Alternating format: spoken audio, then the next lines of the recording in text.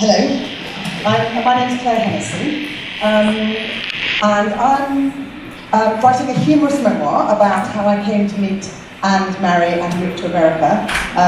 We met with my first boyfriend, and I think I'm a bit of light relief actually. I feel a bit like this is unbelievable. And I came across A Band of Wives because partly because of their publishing and also because of their amazing social network. And it's just so convenient where it really isn't anything like California, and it's in any way particular.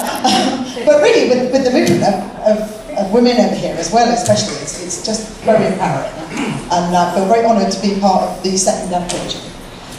So my piece, didn't know I was going to be reading out loud when I actually wrote this. It's called All Sex.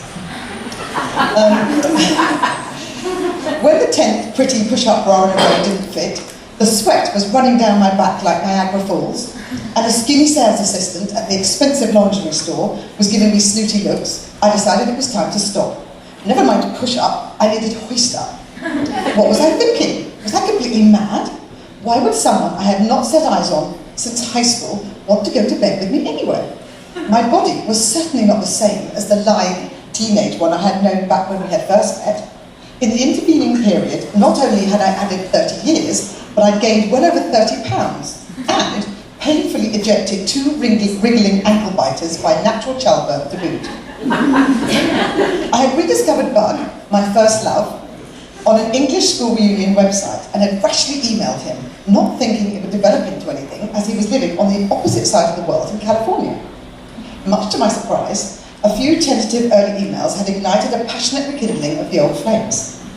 From the very start, Bud wooed me with an intensity I had never before experienced, sending romantic emails sizzling across the waves and straight into my heart. I would awaken each morning to lyrics from love songs, outpourings of how much he had missed me over the years, and bouquets of flowers delivered to my door at vast expense.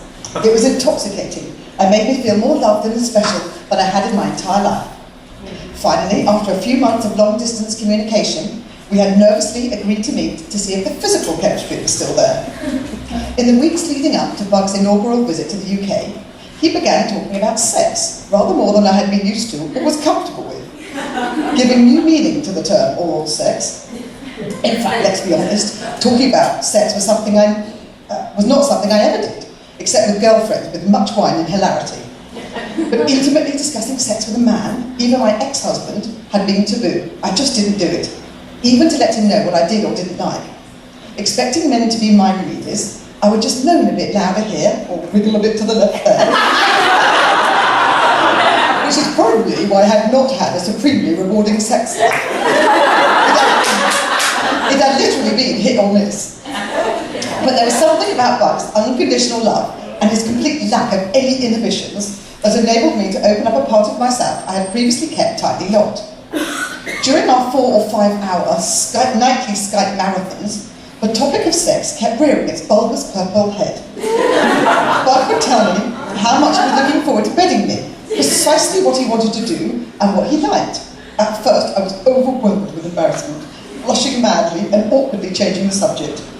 But Bud was not one to be easily put off. He became obsessed with the female G-spot, having read about it extensively. He was aroused at the prospect of foraging for it, he told me. I didn't know whether to be excited or terrified. Bud was so boldly open himself, however, it somehow gave me permission to be vulnerable too. I trusted him not to laugh at me, as he encouraged my initial stumbling attempts at talking dirty. But why are the official anatomical words so unpleasant for our most female parts of the body? Vagina, clitoris, vulva, so cold and clinical, so unsexy. I tried other words and fell a long way short of erotic. Front bottom. No, that sounded too childlike. Minge. Not very enticing. Beaver. Well, that just made me laugh. Lady garden. Lovely. But that didn't make me feel sexy. Pussy. Yikes, now I felt like a porn star. And of course, there was always the forbidden C word, lurking behind the beef curtains, ready to pounce at any moment. The word I felt most comfortable using was fanny, But that led to some jolly strange conversations, because now that Bug lived in America, one of us was referring to my bottom and the other to my vagina. As the date of our first meeting approached, rushing at me full speed like a sex-starved nymphomaniac on the way to an orgy, the prospect of revealing my menopausal, out-of-shape post-kids body in all its nakedness was horrifying. I cringed when I shyly peeked in the mirror at my flabby tummy, my cellulite bottom, my large white thighs and my back-wing arms, which is why, after opening my underwear drawer and finding only hideous Bridget Jones-sized big pants, I was now subjecting myself to the exhausting ordeal of venturing out into the terrifying world of intimate ladies' apparel. I was determined to purchase sexy new lingerie, my thought process being that if I could distract his eyes by wearing something lacy and provocative, he might think me merely voluptuous, not voluminous.